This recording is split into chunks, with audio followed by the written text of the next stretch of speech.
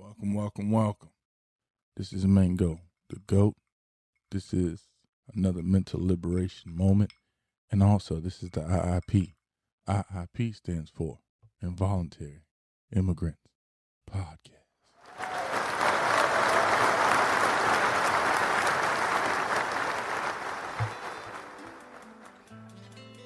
I'm a philosopher. I'm not an activist. So let me give you some of my philosophy.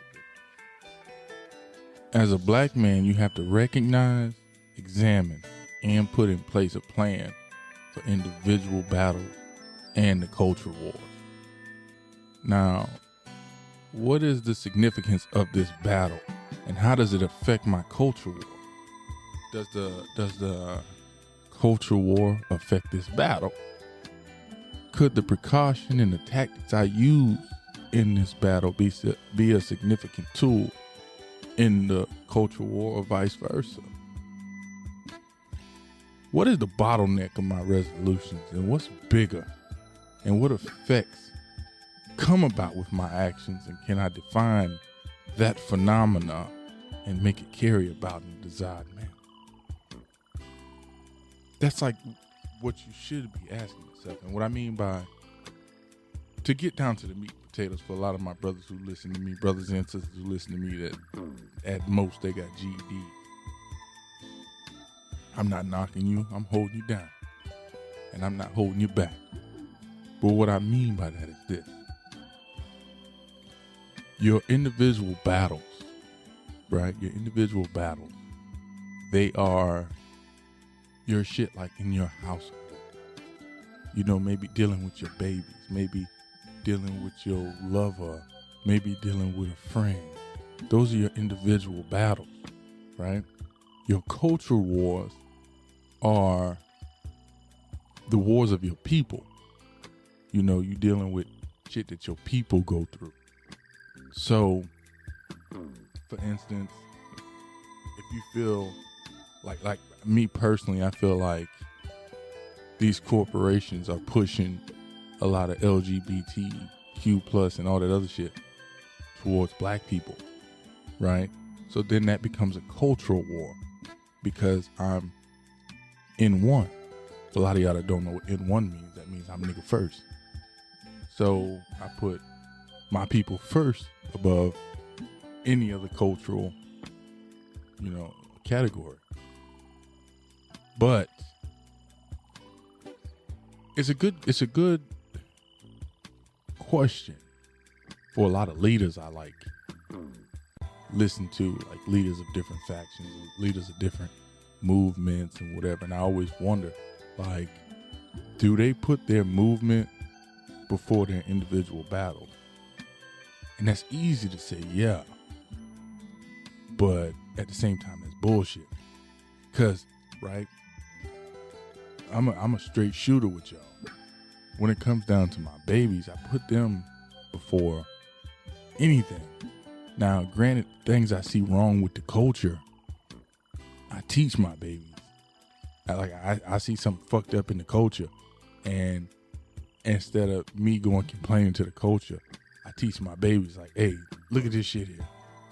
Look at this shit here. And how I talk to y'all is how I talk to my babies. I'm not one of them people that have like a split persona.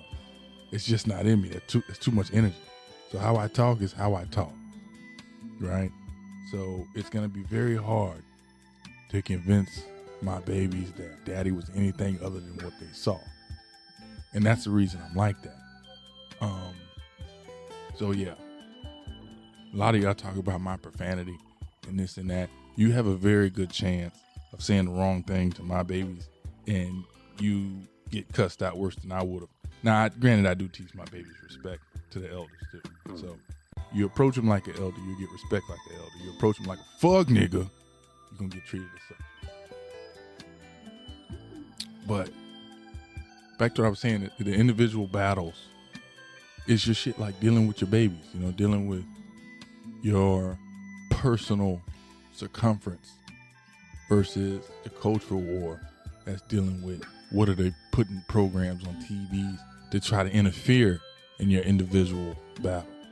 They're trying to divvying and this and that. You know, you send your baby to school and they're teaching your baby shit that you don't believe in. You know, that's how the cultural wars affect your individual battle. I'm gonna branch off a little bit, but you know I'm great at bringing it back. The sister Lolo Jones. I don't know how many of y'all familiar with Lolo Jones, but Lolo Jones, in her younger years, she was praised for being this, you know, cute little yellow girl, and she was an Olympic athlete.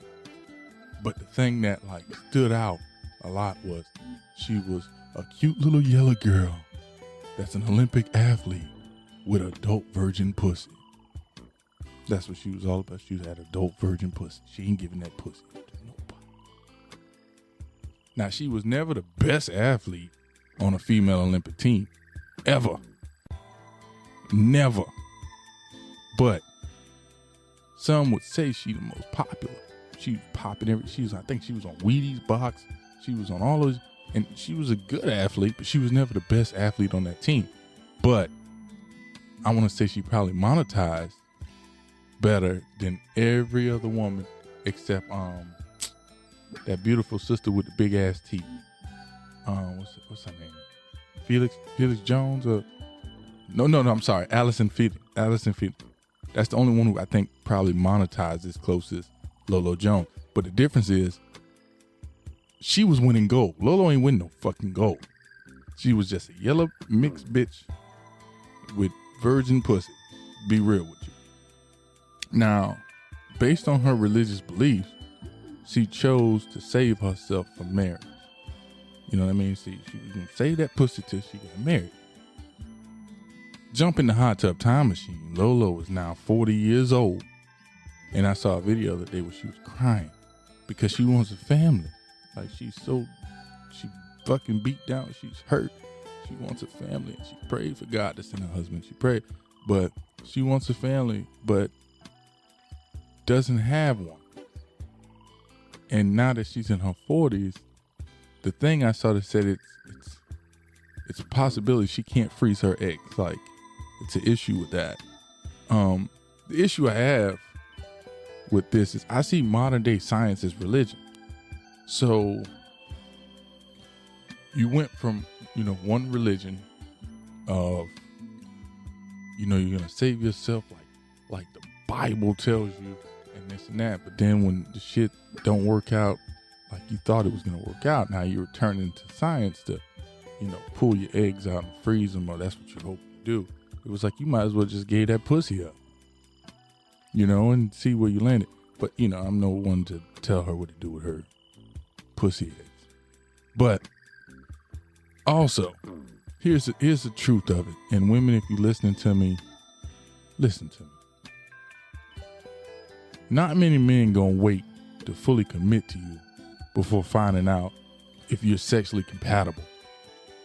Cause it's some bitches you fuck and the sex just ain't fun, or the sex just boring, or it's not good. It's not that the bitch is bad or not, but it's compatibility. Sexual energy is compatibility. That's when two people come together and put that work in together. So it's a compatibility. A lot of times you can like the fuck out of somebody, but you're not sexually compatible.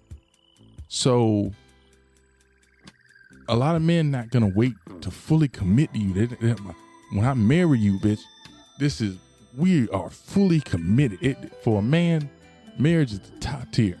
Like, granted, I know society now is all about, you know, divorces and this and that, but to a man, it's like, I'm gonna fully commit, bitch.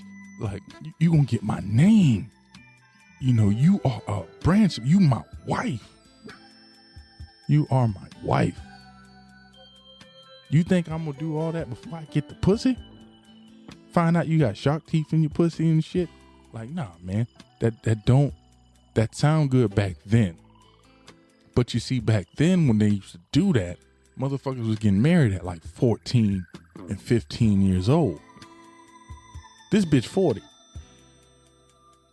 40 years old. So unless she gonna go, you know, pedophile herself and get with a 14, 15-year-old boy that's dumb, I don't really see it working for her. Not like that. 40-something years old, like Fuck no. What 40-year-old man, in the whole time of getting to know somebody, you getting to know them, right? And then you figure out, hey, I really like this person. I really dig this person. Man, but what do you do with them sexual urges? And the problem is too, right? That whole, it's a sin to have sex before marriage. That's what the book say, I guess. I don't know. I ain't never read that, but that's what I was told.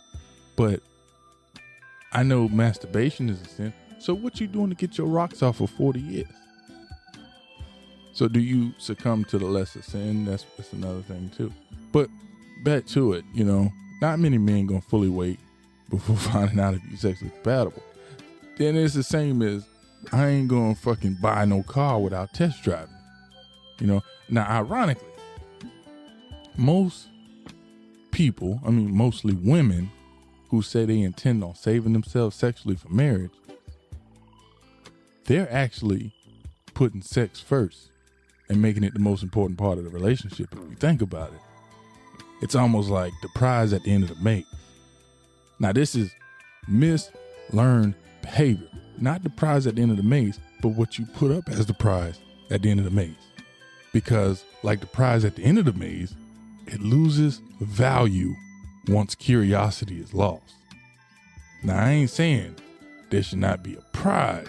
You know what I'm saying? It should always be a prize at the end of the maze because it's a prize at the end of the work, So I'm not saying there shouldn't be a prize there.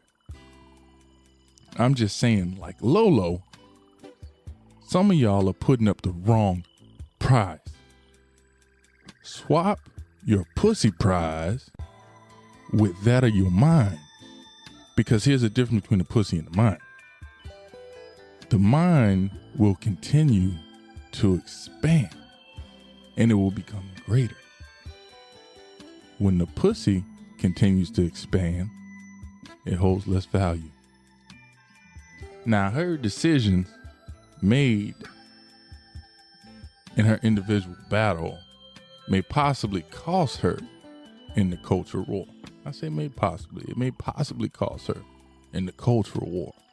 Now, ironically, her decisions she chose for her individual battle was influenced by the state of the culture, by way of, religious ideology, of course, but it's influenced by the state of the culture.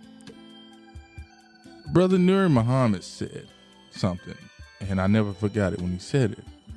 He said, heaven is on earth, and hell is what we must go through to get to heaven.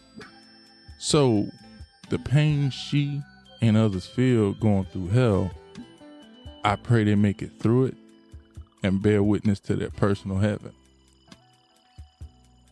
And that's pretty much all I have to say about that.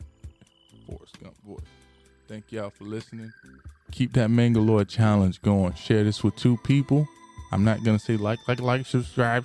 No, share this with 2 people if you love the message and tell them to do the same thing. If you don't love the message, just fucking trash it, whatever. Involuntary. Done contrary to or without choice. Immigrant. Definition 1. A person who immigrates. Definition 2. A plant or animal that becomes established where it was previously unknown.